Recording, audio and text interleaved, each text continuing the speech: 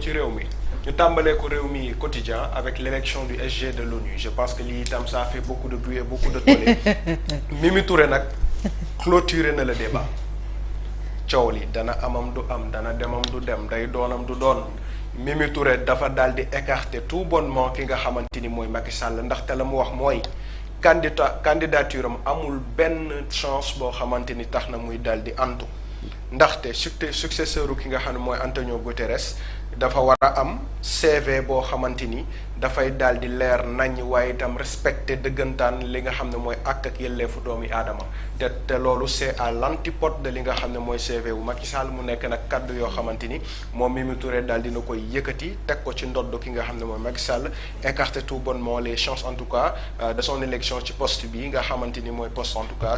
tu as allumé ton micro ce micro mu ngi dem. bien sûr dañ ko branché. vérifier bu fekkee dafa faible tamit yokkal ko son bi parce que am na ñu naan.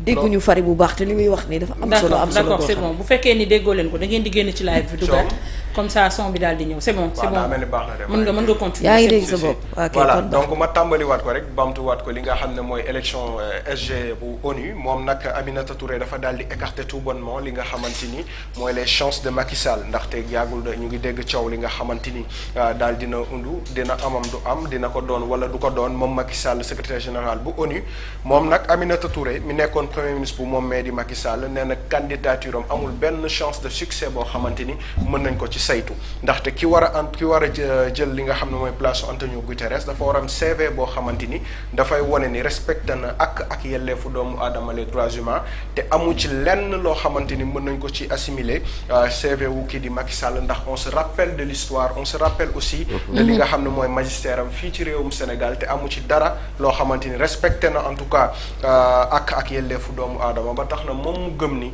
moom Macky Sall mënul nekk secrétaire général bu ONU ndaxte respecté wul benn yoon en tout cas les lois et règlements yi nga xamante ni rek dina daal di yombal loole ay kaddu la yoo xam ne moom Aminata Sall Mimi Touré daal dina koy yëkkati waaye itamit Sénégal daal dina occuper 18e place bu pays les plus performantes d'Afrique 18e ou 8e place com boo ma mënee dindil bande bu noir bi ci suuf nii parce que j'arrive pas à voir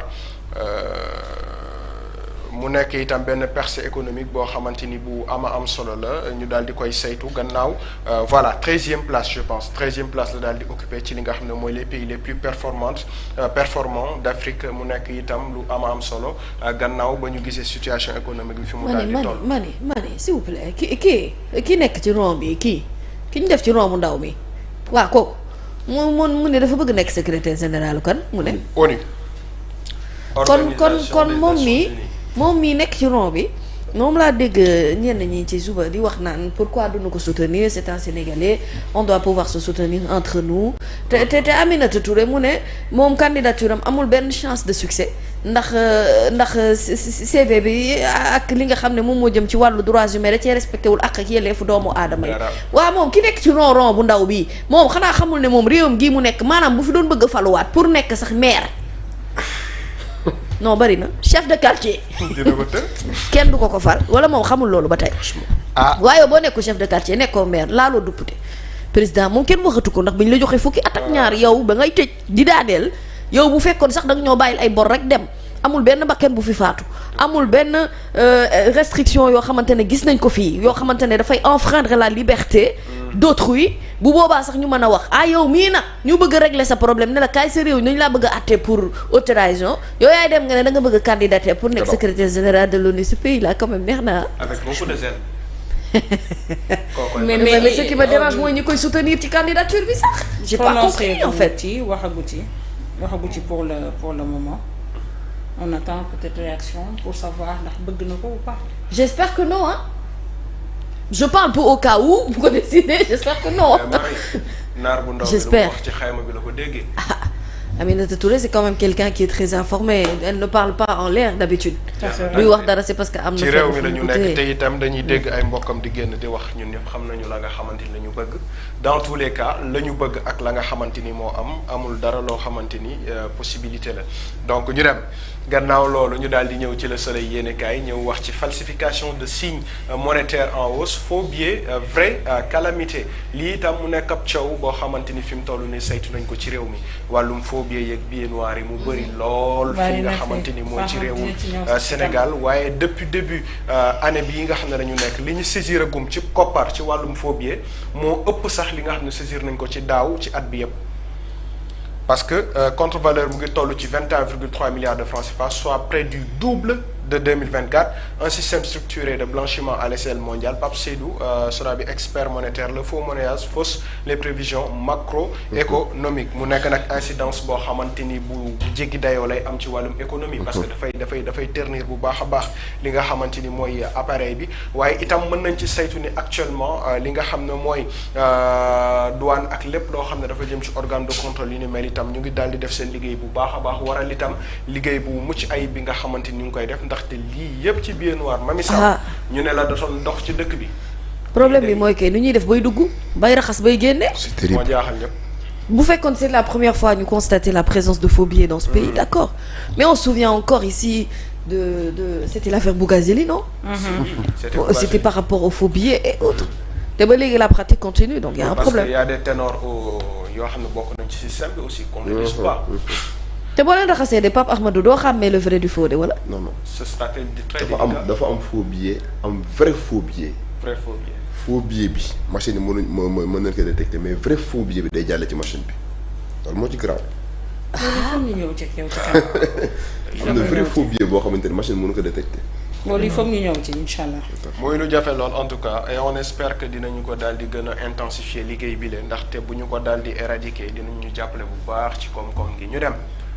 Yor daal dina ñëw nag ci coopération sud-sud étape de la Sierra Leone l'apothéose diplomatique mu mel ni actuellement nag liggéey bu xarañ bi nga xamante ni le premier ministre Ousmane Sonko daal dina koy def liggéey la woo xamante ni war nañu koo mën a rafetlu en tant que sénégalais ci taxawaay waaye itam ci demlante dikkalante bi nga xamante ni mu ngi koy def ak sunuy voisins ak sunuy frères ak itam ñi nga xam ne ñooy sunuy mbokki Afrique mooy leer loo xamante ni rek yor daal dina koy rafetlu gis nañu ba mu demee Côte d'Ivoire waxtaanee na fa li nga xam ne mooy intégration économique bi war a am entre les deux pays ba mu demee Guinée-Bissau waxtaan na ci nekkin bi fa sénégalais nekkee waaye itam nekkin bi ñoom ñu nekk fii ci réew mi naka lañ koy gën a ñoŋalee pour jéem a naka lañ jàppalante waaye itam fële ca Sierra Leone waxtaan nañu ba dugg sax ci li nga xam ne mooy exploitation ressources yi nga xamante ni daal dinañ koy am pour jéem a xool naka lañ ci àndee liggéey ci parce que main dans la main comme symbolisé dans la photo bu ñu àndee jàppalante dinañ mën a jëmale kanam li nga xamante ni mooy zone Afrique de l'Ouest bile te loolu itam le premier ministre Ousmane Sonko en tout cas gis nañu ne taxawaay bi mu ci am ñoom ñëpp fa mu jot a jaar daal wóolu nañu ko pour ci àndandoo liggéey ci li nga xam ne mooy ay coopération sud-sud yu am solo yoo xam ne dina jëmal li nga xam ne mooy Afrique de l'Ouest kanam ñu rek Libération ñëw na nag ci soupçon de blanchiment de capitaux via un conflit d'intérêts abus de biens sociaux la CENTIF accable premier bet et ses dirigeants premier bet nag dafa mel ni yamatuñu rek ci li nga xamante ni mooy yóbbu jeunes yi ci déperdition waaye dafa am leneen lu lamb ci suuf leneen lu lakkatu ci suuf Mamy Samb ba waral ñu daal di leen téye CENTIF nag téye na leen ci kut ndaxte ay transfert 1,946 milliards jóge ci compte bu logé fële ca Europe alors que société bi organisé fayitam fii ci réewum Sénégal maanaam ñoom dañoo déclaré fayit fekk ni ñu ngi def ay transfert di rawale xaalis koppar gi nga xamante ni daal dinañ koy yor di dàkk seeni employé loolu nag moo gën a indi li nga xamante ni mooy soupçon bi ñu tijji li nga xam ne mooy information judiciaire parquet financier visé na Joris Dutel gérant au premier bet bu Sénégal déjà inculpé pour fraude fiscale mais aussi Editec et son dirigeant Franck Attal actionnaire de premier bet le dossier confié au juge du troisième cabinet financier fi mu toll nii daal nañ jàpp ne yamatuñ kese si jël li nga xam ne mooy kopparu booy waaye ci arnaqué fisc sénégalais nag kaay ma wax la de man de CENTIF ba ma ca Pape Ahmadou Mbaye waxee la may wax laa ragal CENTIF ba léegi dara lu leen rëcc de CENTIF mi nga xamante ne bu la xasee ba épingle ñaata pour cent nga waxoon 80 ñaata 10 pour cent wala 98% doo ci génn yow yaa ngi déclaré banqueroute tu dois normalement mettre la clé sous le paillasson mais tu as le temps quand même de rawale ay milliards et c'est de gros montants en fait parce que dañoo c'est ça qui est et puis de toute façon enfin ces jeux là moi j'ai rien contre mais enfin bref je trouve que lu ñu war a gën a organiser la quand même lu ñu war a gën a structurer et puis lu ñu war a gën a légaliser la corser les mesures ba nga xam ne à la limite man dama dépasser sax li muy def ci jeunesse bi au-delà de tout cela et pour man en fait dès que la Centif a réussi quand même à avoir ce gros coup là sur Premier Bet ak ay dirigeants c'est clair que gëm naa ne man du ci yam booy seet ba ci seet lii filière la de ah ben si parce que modus operandi la boo xamante ni ñoom seen biir yàgg nañ ci liggéey yàgg nañ ci àndandoo et effectivement loolu moo waral Centif itam nekk di def enquête bu am solo jëm ci loolee parce que li nga xam ne moo mettre la puce à l'oreille mooy li nga xam ne mooy dax gi ñu commencé dax seen i employés donc automatiquement bi mu amee coow li commencé bruité wu ñoom def nañ seen enquête ci suuf ba xam ne dëggantaan il y a quelque chose qui se passe bi ñu déclaré faillite nag jël koppar gu bëri di ko rawale mu jëm fële nga xamante ni mooy ci Europe gars yi ne leen du dem day des. daa bañ a dem. ayca ñu dem ayca coob ñu daal di dem ci beneen Direct News nag ñëwaat na ci visitu PM ci sous-région bi muy les coulisses de la tournée d'Ousmane Sonko d'Abidjan à Conakry daal dina ñëw ci plus de détails ndaxte vendredi ba muy daal di dem fële nga xam ne mooy ca quartier plateau bu siège bu gouvernement ivoirien mu ngi doon taw bu métti. Ousmane Sonko. dafa indaale xéewal. aksi indaale gars yi xéewal daanu leer. waaw. xam nga la pluie moom ça symbolise tout ça augure toujours de bons présages c'est vrai que Côte d'Ivoire day taw souvent mais le fait que moom muy ñëw qu'il pleuve ça augure beaucoup de choses de bien dëgg la parce que am na ñu doon daanu leer aussi gars yi dañoo daanu leer mooy ba mu solee costume bi nii kaay moom non bi muy dugg si waaye nag aussi bébé nag lii sérieusement man yàlla da ko may waaw moom dafa bëri kersa non tey de jour bu baax bi dans tous les cas le gars daal dinay agsi won leen charisme bi won leen prestance bi mu àndal waaye itam am taxawaay bu am solo Ousmane mii waaye lii moo ci wala yëngal réew di day yëngal xol lii moo ci neex ma mi chef d'état ivoirien bi daf koy daal di recevoir résidence am la ko recevoir ko palais de ci Riviera résidence ba Riviera Golf au quartier Cocody un tête-à-tête qui a tiré en longueur ñu waxtaan ñoom ñaar. kaa ma wax la Ousmane dem na fu neex barke Serigne Bamba.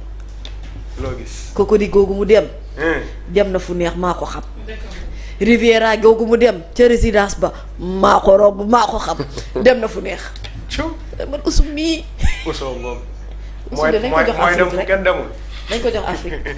Une belle ambiance prévalait à Conakry quand il y recevait la communauté sénégalaise installée en Guinée waaye itam ca yamu wax ci ay kaddu mën nañ ci jàpp la mu ne moom tournée économique la nekk di def ci sous-région et que question politique yeeg yu nu mel daf koy daal di teg de côté ndaxte am na affaire interne yoo xam ne dëkk bu ne ak na mu koy gérer ak na mu ko war a gérer donc il a pas à s'immiscer dedans pour daal di tontu ki nga xamante ni rek mooy journaliste boobee nga xam ne posé woon na ko question par rapport ak deux activistes guinéens yi nga xamante ni daal dinañu leen jàpp mu nekk réponse bu am solo boo xamante ni moom Ousmane Sonko daal dina koy yëkkati moom nag Bougane Gueye Dany ñëw na ci relance économique du Sénégal nee na elle est une exigence vitale pour des millions de góorgóorlu dafa bëgg daal fi mu toll nii nañu daal di relancer waat économie bi pour nit ñi mën jee gis seen bopp bu baax a baax moom Bougane Gueye Dany loolu la wax Mamy Sam sa xarit la.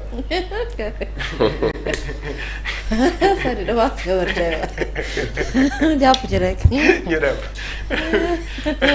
ay ñu dem Diop. source a rek dafa mel ni dafay tontu ki nga xamante ni mooy Bougane Gueye Dany Mamy ndaxte source a nee na. Résilience économique du Sénégal vers une croissance record de 7% en 2025.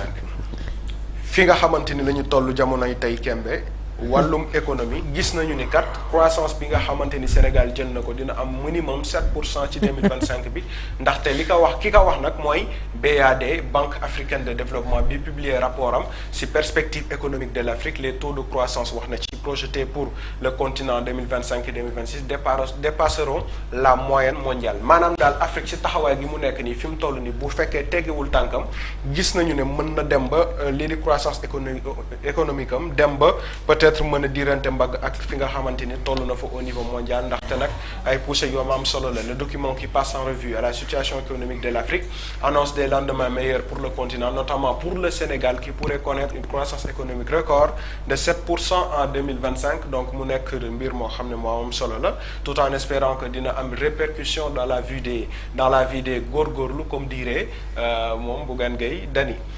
Sollicité par le patronat de presse pour une demande d'audience, la réponse de Alioune Sall dafa mel ni moom itam daal dina tontu ndaxte lettre demande d'audience bi CDEPS daal di bind lam ca wax mooy crise du secteur bile conséquence bi mu am mooy tëj nañ média yu bëri, supprimer nañ itam ay centaines d'emplois, accumulation ay arriérés yi nga xamante ni am nañ ko ci salaire ñu war a fay te fayuñu ko, gel itam de recrutement, cotisation sociale yi versé wuñu ko, couverture maladie itam garantiratuñu ko, entreprise de presse yi insolvable vis-à-vis de leurs créanciers, etc. Au détour de sa lettre réponse, Alioune Sall rétorque: je tiens à rappeler que l'aide à la presse dont certains prétendent le blocage est financée par des fonds publics et pour objectif premier de soutenir une presse libre, indépendante et professionnelle, mais non de pallier des défaillances structurelles ou de gestion hasardeuse. Je pense que lii moom c'est une réponse boo xamante ni elle est consommable pour ceux qui comprennent un peu fi nga xamante ni foofu la Alioune Sall waxee, waaye itam mu nekk mbir moo xam ne xam naa ne daal du neex CDEPS mami. du ñàkk ne ci kanam dinañ ci ñëw avec plus de détails pour indi rek ay leeral ci loolee ndaxte rencontre bi lee sera l'occasion d'aborder avec lucidité lépp loo xamante ni ay problématiques la, y compris celles liées à la responsabilité des entreprises de presse dans la recherche d'un modèle économique viable et respectueux des obligations légales. Loolu itam mu bokk rek ci réponse bi nga xam ne moom daal dina koy teg. Pape Djibril Fall yëkkati war na ay kaddu. dafa dóor ay uppercut. ñu tuddee ko ay. uppercut de Pape Djibril Fall. Pape kan lay uppercut. Moom day wax na ci voyage bu président de la République et du premier ministre, wax na ci relation heurtée entre le ministre Alioune Sall fii dañoo jum Alioune Sall la ñu waroon bind et média. Waly Diouf Bodian sur les réseaux sociaux, non participation des serviteurs au dialogue national. La mu wax benn mooy monsieur le président. yow ak sa premier ministre bu fekkee ni da ngeen a incapable démissionner leen. moom kan moo ko wax ne sunu président ak sunu premier ministre dañoo incapable. C'est sa vision à lui. Et c'est lui qui demande au président de démissionner et le premier ministre de démissionner de leur poste. Pape la rek. non mais moom ban sondage la foofu kat moo ko wax ne réew mi dañoo soxla démission Bassirou Diomaye Diakhar Faye ak le premier ministre Ousmane Sonko. Pape de ko wax. ban incompétence la noté, c'est basé sur quoi waxam. Ay waxi Pape la ndaxte nee na les voyages de Diomaye et Sonko serviruñu dara ci réew mi ñoom daal dañuy profiter rek ci honneur yeeg yi nga xamante ni ñu ngi leen koy defal waaye rien de plus ni de moins. benn mu ni kële nag di ministre Alioune Sall xamul lan mooy secteur bi, xamul itam nan la dëkk bi di doxee, xamul fu muy teg tànkam ñun daal njortu nañu ni moom dafa kontaan ci li mu nekk ministre et que muy dissoudre ay presse daf koy daal di neex. Pabay wax toujours li ci suuf nag com dafa xaw a làqatu ba mu ko yégaloon tuuti rek ma gis ko, waaye dafa mel ni DG Waly Diouf Bodian lay waxal, na muy waxee na muy jëfee ci réseau yeeg yu ni mel war na ko xoolaat bu baax a baax parce que du ci am.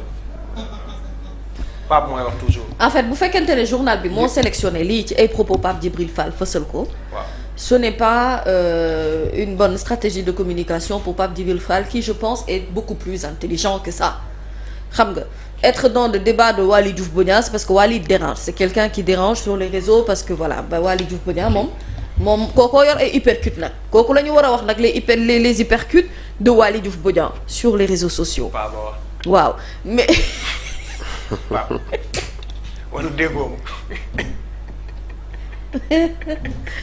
fari jëlal sama sonn mais dama xamul ndax xëy na peut-être li mu wax c'est beaucoup plus profond que ça, peut-être que lii le journal bi sélectionné. mais dama jàpp ne xanaa Pape il est plus intelligent après nag il n'a pas à nous expliquer sa non participation au dialogue du moment que demul. on l'avait dit ici képp koo xam ne demoo dialogue bu ñu expliquer lu tax demoo. toute façon it binduñu ko fii sax la tax demul Pape wax xalaati Pape kàddu yi Pape jërëjëf ñu dem selon source A. boo nee papa Amadou day mer. point actu ñëw na nag yaakaar ne moom la ñuy wax. beneen bii moo dàq Barthélémy Diaz nag fi mu toll nii sax nay laaf. loolay dëgg. ah oui il était temps. mais loolay dëgg fépp jël yoonu boppam wane ni dëggantaan acteur politique la te am na base ndaxte Barthélémy nag Ousmane Tanor Dieng Khalifa Sall Ousmane Sonko ñëpp ay ex-parrain am lañu. waaw day dëggal boppam. mooy dëgg point actu wax na dëgg waaye l'ancien maire de Dakar dafa lancé partem jël lépp li nga xam ne mooy identité remarquable bu taxawu maanaam ñi moo doon àndal ci Khalifa Ababacar Sall teg leen de côté Khalifa nag moom il s'affiche ak ñi nga xam ne yàgg na ànd ak ñoom ñi nga xamante ni ay nitu démbam lañ ngir waxtaani tey sauf kenn Barthélémy Dias Ngoné Mbengue ci boppam mi nga xam ne mooy maire intérimaire te mu nekkoon fële ca mairie bu Dakar àndoon ak Barthélémy Toye Dias fi mu toll nii daal dafa fësal ne moom ki mu àndal mooy Khalifa Ababacar Sall léegi nag ñoom ñaar fi mu toll nii li ñu njort mooy affrontement dina am ci wàllum candidature interposée ci prochaine élection mairie bu Dakar Khalifa Sall Barthélémy Toye Dias war a jàmmarloo. ah mais c'est bien qu'il vole de ses propres ailes. xam nga en fait li ce qui est positif mooy ne après quel que soit le résultat de demain day xam ne moom liggéey jobbu boppam la. dëgg it. boo demee te la ngaa mu woo ci tànku kenn bu boobaa nga natt sa bopp ci wàllum politique. sénégalais yi ñooy tànn ba xam ndax Barthélémy Diaz li mu yaakaar ne moom la am ci wàllum politique. wala bayre bi mu yaakaar ne moom la am ci wàllum politique tant que demalul boppam du ko xam nga Pastef bu mu tolloo ci bi ñu passé élection présidentielle yi ñu war a dem ci législative yi dañoo dëggal seen bopp ne ànduñoo kenn parti Pastef moom mooy dem parce que jotoon na ñu mën a natt seen bopp xool ba xam fan la ñu jëm donc Barthélémy Dias ba kii li yaay il verra bien de toute façon langum politique bi moom mu ngi nii rek mais moom demul woon ci dialogue bi de ba dina sóoraale résolution yi ñuy jël ci dialogue bi ah mais ñi doon contre dialogue sax ñoom xanaa dinañ produire rapport après c'est ce qu'il.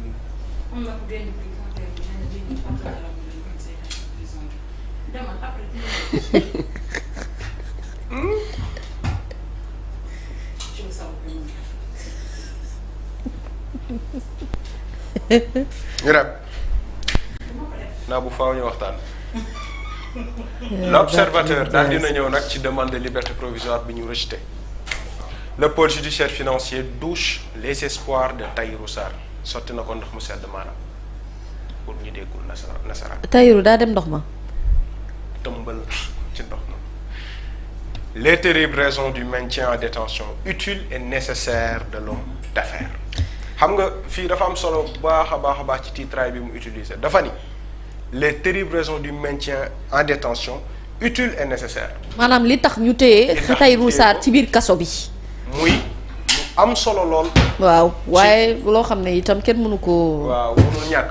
mënul ñàkk voilà mënul ñàkk faa mu am. bokk na léegi lan moo tax lañ doon wax naan ñi nga xam ne ñoo féete ci justice bi. waaw Ahmad dina ci ñëw daal di ci indi ay leeral ndax teguñu piège. tey leen ñu génne alal bi ñu yor ñu toppee leen blanchiment. lu mën a nekk la waaye di nga ci ñëw indi ci ay leeral. te muy dëgg ndaxte demande de liberté provisoire bi ni mu ko bindee daal man. dafa ma léegi observateur da ne d'abord lan. dafa ma saf dissertation. ñëwal. phrase introductive. waaw. mu ne la les terribles raisons du maintien en détention utile et nécessaire de l'homme d'affaires Tahirou Sarr. waaw 2 points. loolu mooy introduction bi. d'abord. yaa ngi ci développement waaw. pour conserver les preuves ou indices matériels nécessaires à la manifestation de la vérité. D'autant plus que parmi les chefs d'inculpation figure le blanchiment de capitaux. maanaam ci wolof pour ñu mën a fexe ba aujourd'hui indices yi matériels yi ñu am ci enquête bi mu bañ a tasaaroo bañ a réer wala itam pour que manifestation maanaam dëgg gi mu mën a feeñ ba nga xam ne du am làq-làqal ndax moom Tahirou bokk na ci li ñu koy toppee lii nga xamante ne moo jëm ci wàllu blanchiment de capitaux li gën mooy Tahirou des ci kaso bi. téye ko foofu. ensuite ñëwal. Il est fort à craindre que l'inculpé puisse mettre à profit une éventuelle liberté provisoire pour dissimuler une partie de son patrimoine non encore entièrement identifié et faire ainsi disparaître des éléments de preuve compromettants. maanaam moom Tahirou bu fekkente ne bàyyi nañ ko mu génn moom Tahirou ci liberté provisoire googee mun nees da cee jafandiku pour mu mën a nëbb lenn loo xamante ne maanaam ci moomeelam la ci patrimoine am la bokk te nga xam ne ñu ngi koy wër di ko gëstu te leeragul balaa ma ko réeral mu naan méng nag élément de preuve yi ne mëy ni mes ni menteg ñu ne ko Tahirou desal ci kaso bi enfin li ñu featuring neex na ma waaye pour empêcher une pression sur les témoins notamment des fonctionnaires du Trésor dont l'audition sera précieuse pour la manifestation de la vérité. pour bañ nag moom Tahirou gannaaw blanchiment de capitaux yi koy toppee gannaaw itam luy bañ muy làq-làqal luy jëm ci wàllu alalam ak li nuy gëstu ci moom yaa koy ko kon li ma jot a wax nii billaay du ma ci delluwaat barki sëñ bi bon sax malade bu xamul boppam la waaye damaa mënta téye sax demal rek fari ma ne la ginnaaw blanchiment de capitaux Pape Ahmadou Mbaye ginnaaw moom Tahirou bu nu ko bàyyee mënees naa nëbb lépp loo xamante ne ci ay moomeelu boppam la wala muy dissimuler ay preuve yéene kaay bi ne fari jottali tey ci suba ne dañuy bañ itam moom Tahirou mu def pression ci ñi nga xamante ne témoin lañu war a doon ci mbir mi te témoin yooyu ay fonctionnaire mën nañ caa bokk fonctionnaire yoo xam ne trésor la ñuy nekk te ñoom seeni audition bu spécial la ndax dafa am valeur bu précieuse ngir li nga xamante ne moom mooy dëgg gi mën a feeñ ci mbiri Tahirou Sarr conclusion mais également waaye itam pour empêcher une concertation frauduleuse entre l'inculpé et ses co-auteurs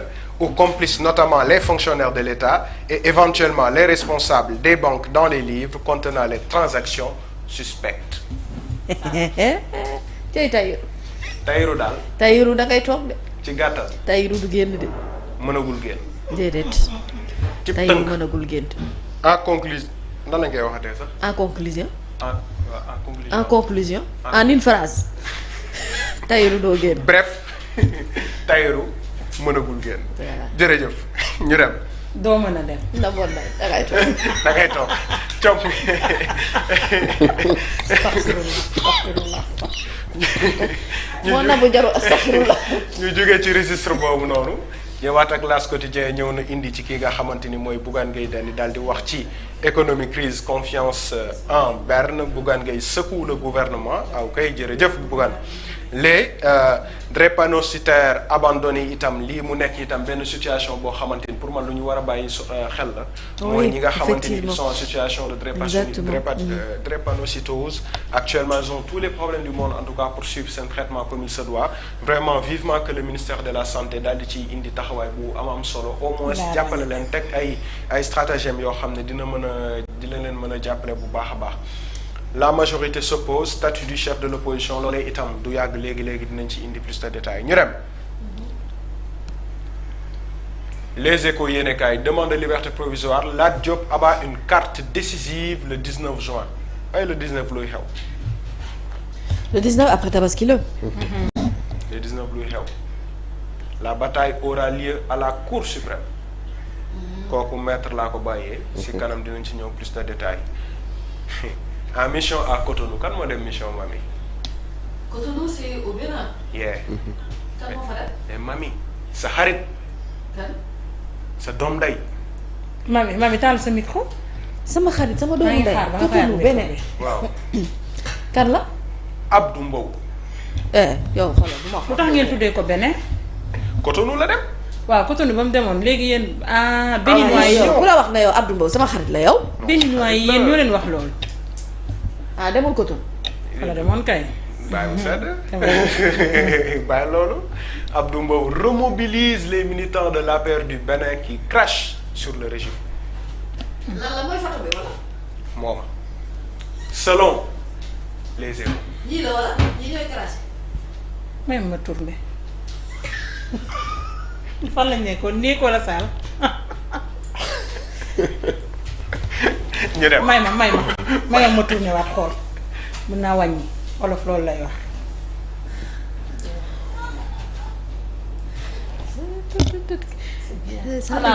Salim bi doo bëgg a bàkkaar waaye booy ñëw di bàkkaar. gis nii mais mënu ma ko gis quoi. ci Sëriñ Bamba réew mi. pourtant mu ngi ci digg bi de. ana Abdou. mu ngi ci digg bi moo sol noir lii tuuru famille la woon wala. waaw léegi yéen photo bi da ngeen ko waroon aggrander. coom ñu dem. te beneen nañ xam ne nag Abdou Mbow du ay caaxaan de ngeen xamee ko noonu nag. muy ndaanaan. Abdou di ndaanaan. rek daa doy bay def. Sud Quotidien ñëwaat na ci Mimi Touré. Mimi mooy la fa Assane doon wax bariwu leen de wallaahi bariwu leen. jàppal ma jàpp gii ñu bëgg a nekkee faw nga bañ. Mimi nee na Macky doo falu. bariwuñu de ay ca. Mimi nee na Macky doo falu te mënoo falu. ñun ñëpp liir nañ ko jërëjëf ñu dem com fi mu ne nii kay pare naa ci mami jet privé du PM entre fantasme et réalité. waaye ñoom nag photo PM bi ñu tànn rafet na nag. torop mais Falcon bi dafa nice quoi. Falcon bi dafa nice. waaw jet du beneen level la nag. non ah Falcon bi dafa man rafet keroog macha may allah seetaan ba gis Côte d'Ivoire bi mu accès dafa gaareel takk ma xool ba ma ni yii c'est bon. xam nga souvent nag ñun on a l'habitude di leen prévenir ci naka la ñu war a taxawee. démb on en a parlé ici sur le plateau ci xataraay yu ñuy def jox nañ leen axe pour ñu dugg ci wàllum géopolitique. ñu waxtaanee wàllum économie. ok détail la rek ñu xam visite bi lan moo ko wundu ak lan la mën a jural Sénégal. ñu taxawati ci jet bi rek démb gis naa ko xataraay yu ti bañ. xam nga démb dama jël sama j'espère que yow sa sabadoor boobu nga sol doo ko tabaskee. tàng nañ xoolaan. demal. dañoo bàyyi ba pare en fait c'est ceux qui mènent les débats là sur le franchement je suis malade mais il me rend plus malade nii. ah oui ñii nekk di débat nii di ci ay le protocole le président doit être devant pourquoi il sourit il doit pas sourire yére yi ñu sol mais. pourquoi ñuy jàppante loxo ñoom ñi tolloo. waaw mais c'est normal parce que xam nga lan la. relation fraternelle bu sincère. bu vrai. loolu la ñu xamul woon. xam nga koy wax ay waxi protocole day fekk kooku daa yenn pouvoir ànd ak moom di dem. koo xamante ne yow lañ ko teg moom sas la ko teg. sas la. sas la kooku mënta nekk di tal fii di lijjanti ay protocole yi nekk ci ngeen di xataraayu toog ci plateau yi di mais di rey seen bopp ci te li ci gën a métti mooy ñi ngeen di waxal yëguñu leen santiruñu ko sax tey la ñuy gën a mën a ànd téente loxo. tey la ñuy gën a mën a ànd di ree di kex may ree ñëpp di ree sa xol di dagg te doo ci mën dara ngeen di toog di attardé wu ci ay yoo xamante ne ay jet privé. Parlez-nous de cette visite. Parlez-nous de l'intérêt de cette visite. Parlez-nous de visite bi lan la mën a jural sénégalais yi. Qu'est-ce qu'on y gagne en termes de coopération. Parce qu'aucune visite buy dox diggante état ak état diplomatiquement parlant mënta nul loolu xanaa ku nul la mooy jàpp ne ñii dañ faa demoon rek pour jokkalante ak manger du attiéké et du garba. Adja da nga feebar rek. waaye xoolal ñaari fan. wala tey lay mat ñett. ci visite bi la ñuy wax. ak lu ko wundu. ak ci wàllum économie lan la ñu mën a jural. araf par araf lañ leen koy mais duñu ci taxaw mukk te ñoom contradiction baaxul. c'est-à-dire nit da ngay constant munoo nii. dëkk bi dafa soxla koom bi yëngu. et de l'autre côté ngay tourner tu t'attardes sur des détails yoo xamante ne jarul débattre. c'est un débat puéril. c'est puéril. c'est exactement ça. on a juste besoin. ñuy teg benn débat bu technique. et puis inviter ay économistes. nit ñi di wax ci xam-xam. voilà jërëjëf. que les gens parlent d'autre chose que de la politique. parce que dans ce pays il y a tellement d'ouverture loo xam ne mën nañ ci mën a waxtaan des perspectives d'avenir mais ça se discute autour d'une table kenn mënta xëy noonu rek li sa waay da ngay waaru mais problème bi mooy man nit ñi xam nga luy seen problème dañoo mënut a gis maanaam président Diomaye ak le premier ministre Ousmane Sonko ñu nekk ci jàmm ñoom cohésion boobu xamuñu ko à la limite tu te demandes est-ce que sax ñii yéene nañ leen li ñu nekkee xanaa nañu bëggoon de mooy lañ fi waxoon ci ay rumeur naan xeex ba daa amoon ca pale xanaa loolu lañ bëggoon mu nekk dëgg. dëggantaan ñii hormis diplomatie bi leen boole hormis état bi leen boole ce sont des frères qui s'entendent super bien on doit être heureux d'être dirigé par des gens yoo xamante ne au moins ils nous donnent des sourires sincères pas des sourires calculés. au moins bu ñuy wax ak ñun wala bu ñuy dox. ci tapis bi dinañu sentir ne tout est naturel chez eux. au moins duñu obligé naan ñaan leen ñu ko ci njekk. fii réew mi lu ne am na fi. sonnoon nañ nag. li ngeen bëggoon ci tàmm koo dundee loolu moo jeex maintenant c'est une nouvelle façon de diriger. une nouvelle façon de gouverner un pays et un état. te da ngeen di sonal seen bopp rek de. xanaa lu yàlla namul de waaye doomu aadama lu ngeen di jéem da ngeen di sonn waaye yéen wuti leen débat nag waaye. waaye vous respectez pas le protocole vous souriez vous avez porté du sabador. jërëjëf. Aïcha ñu dem Jomlaay. ma mi wax na j'aime bien. le quotidien yéene kaay nag ñëw na ci tey clôture aujourd'hui du dialogue national. accord sur les désaccords la nature du régime. les fonds politiques l'article 80 le statut du chef de l'opposition sans consensus lii yëpp dinañ leen ko jukkee léegi ci actu commenté waxtaan ci indi ji plus de clairvoyance incha allah ñu dem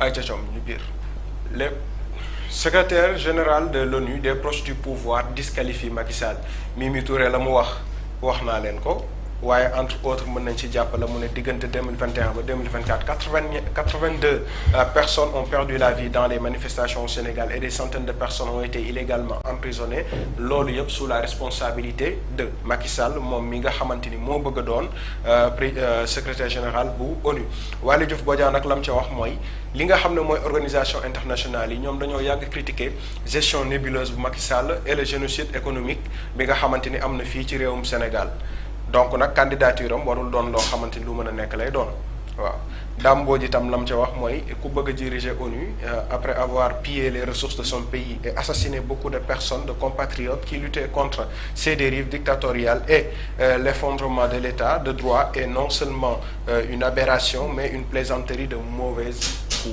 loolu nag mooy li nga xamante ni moom it Dame Mbodj daal dina ko ciy wax ñu dem Vox Populi, conflit politique et générationnel dans les tranchées de l'opposition mel ni itam loolu dañ ko daal di saytu ay jeunes leaders radicaux désavouent la vieille garde politique et ses pendants moins vieux professeur Thiam itam plus l'opposition restera divisée plus le pouvoir se renforcera loolu itam muy dëgg boo xamante ni saytu nañu ko bu baax a baax actuellement le port de Dakar les douanes signé nañu deux protocoles d'accord yoo xam ne dina daal di créer ab guichet unique ngir mën a rek organiser lépp li nga xamante ni mooy ci kii bi. ayca ñu dem.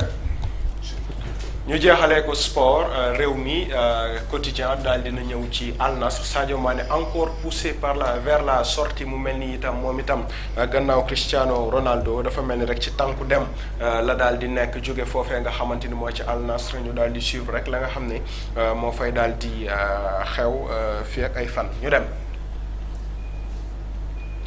lamb ji nag le Lion de Guédiawaye dellu si na gannaaw ba mu agsee ak forme bu baax bi bu rafet bi liggéey bu set bi taxaw janoog nit ñi ñu ne ko Balla yow yaa doon maye ay seconde ndaxam combat bi di nga ko maye ci seconde mu ne lépp loo gis yàlla la waaye la ma liggéey état de forme bi ma nekk état psychologique bi ma nekk bu ma jàkkaarloog Siteu bu bëree combat bi du yàgg moom Balla Gaye 2 moo ko wax mu ne lépp loo gis yàlla la waaw Balla léegi daa changé façon communiquer wala parce que du moom mooy gàddu combat bi loolooy dëgg. xoolal xale moom la ñu soxla. may ma Nabou bu ma attaqué nànk rek bu ma attaqué. man démb dama ko nànk dégg rek. automatiquement je me suis dit Balla il a mûri. Balla dafa changé façon de communiquer léegi. non si. parce que Balla bu ma xamoon mu njëkk ba boo ko newoon ndax combat bi dina durer ay secondes ne na du sax mat seconde. déggoo li ma la wax. kii bu ma ko jàppee lii ak lii ñun xam nañ Balla Gaye 2 ni mu naan waxee. Balla Gaye léegi il a beaucoup mûri. beaucoup mûri.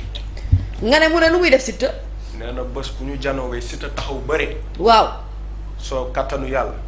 maanaam bu Siteu dëggalee boppam combat bi du yàgg. combat bi du yàgg. taxaw bëre boobu mooy problème bi du taxaw. loolooy problème bi ku weddi laa leen Modou Lo. yee problème. Balla nee na bu Siteu taxawee bëre combat bi du yàgg du yàggal kenn. ngeen Siteu du taxaw lu muy def. Zembe. waa jàmm gën na ngeen def. na bu ko ci la xëy tey nga ne wallahi xëyuma ci. nga ne non waa jàmm gën na ngeen def. kuy sa mbër yow Balla Gaye mooy sama mbër. mais Siteu xale la te Balla daf ko war a may chance bu bëre. mbër la bu mag. bu bëree loolu roi des arènes waaye yow génnal ci yow génnal ci li nga nekk. je ne serai jamais d'accord avec lui. c'est un poltron ça. non sérieux. kan mooy poltron combat yu mag yi moom yëpp daf ko daw Siteu. ba mën a bëre de. waxuma la bay mënul bëre mais combat yow Pape Amadou nga ne. il ne prend pas ses responsabilités devant ses adversaires. non sérieux. il a tendance à négocier ses combats. waroon na weesu ça coule de source. barki yàlla.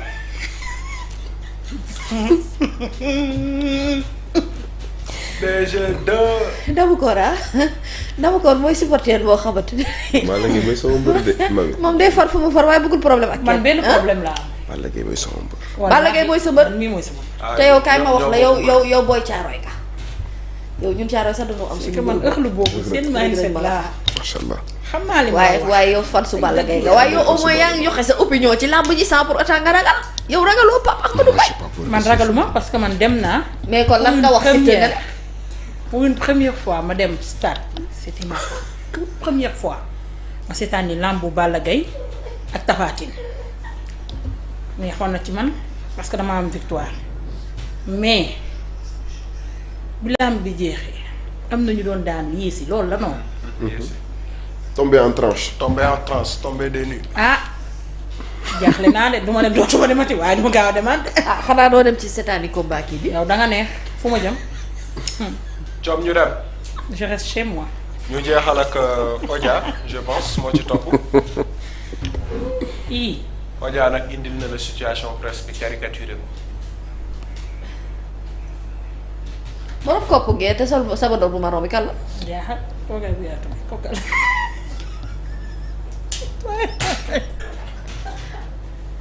dama nga ne toogee bi. mami kan la. xaw ma di. xaw ma kan la kii Maimouna Ndour Faye la moom. non Maimouna. borom miray bi. Maimouna la. ak. kii tamit Mamadou Ibra Kane. Mamadou Ibra Kane. waaw boo ki solo vert li kan la. niroo nag Pedre Ndiaye de. kii day xam sama xarit bi nuyu. en tout cas ñoom ñëpp ay patron de presse lañu. moom point actu mais moom nag kaay ma wax la Pedre grèvul xuloowut xeexul il ne fait que son taf. fi mu ne nii daal yaakaaruma ni moo toog nii mais bopp. Ibrahima Lissa Faye mooy Lissa ñëw nekk nii. di présenter situation presse bi. Voilà où en est la situation de la presse locale et ça va de mal en pis. Le président Diomaye ok. je prends note. mais boolu Maimouna Ndour Faye bi moo ëpp pièce. nee nañ ki toog ci. boolu Maimouna Ndour Faye bi. ki toog ci. billaahi du man internet yi mu ne lan. nee nañ Cheikh wax la. kuy Cheikh Niass kii. non ku mu jóge. kat mooy ki sol lu marron li nag kan la. waaw nanu internet yi wax. nee nañ ki sol lu vert li ki ma tuddee Pedre Ndiaye nee nañ du Pedre Ndiaye mais kële nee nañ du Pedre Ndiaye Cheikh Niass la ki dend ak Mamadou Ibra Kane mais ku borom lu marron li kan la yéen presque yéen lan waaye lan moo tax ngeen doy waar. yéen fii lañ fi caricaturé le président Macky Sall ngeen wax ñu caricaturé fii ñeneen yi ngeen wax mais ñu dugg ci biir presse ngeen ne xamoo leen ki sol lu marron li kan la jiiñ leen ko kenn ci yéen. non man xaw ma ko sincèrement je ne sais pas. sincèrement je n'en ai aucune idée. waaye daal xam naa ne bokk. xam naa patron de presse bi moom kan la. ni mu toogee nii warul mën a jaaxle de naan moom biiram bi da koo uuf. xaw ma kan la. Bougane moo nekk ne. à l'image du pays. waaw Bougane moo nekk ne. moom kóolam la yor di live. moom day live kee ca ruq mu nag kan la kay yërlu ne te yor kan. moom laa jéem a xalaat nii. franchement internet yi xam nañ leen xam nañ ñëpp te boolu Maimouna Ndour Faye bi fees na tamit moo ëpp ay pièces. ok nee nañ kii la non c'est pas jàmbal quand même. c'est vous qui dites ça bon pas moi. jërëjëf. Fari tëjal. ba suba ak jàmm. tëjal parce que ñii dañ ko bëgg a dogal. merci beaucoup. tëjal. merci pour la revue hein tu as assuré comme tout yow kii. lii lan la. Thiam génn nañ ci actualité politique. lii lan la ni waaw ana Abdou. d'accord Thiam dugalal ma affiche Al Rawda bi Thiam bul bouger billaahi li nga bëgg ñu wax duñ ko wax ñii nga ko xalaatee noonu laa ko xalaatee waaye du génn sama gémmiñ lu tey dama yeewu rakkaaju ngeen foog ni dama koy continuer Thiam dugalal ma affiche Al Rawda s'il vous plaît voilà Umra Ashura ñuy wàcc Umra Ashura ak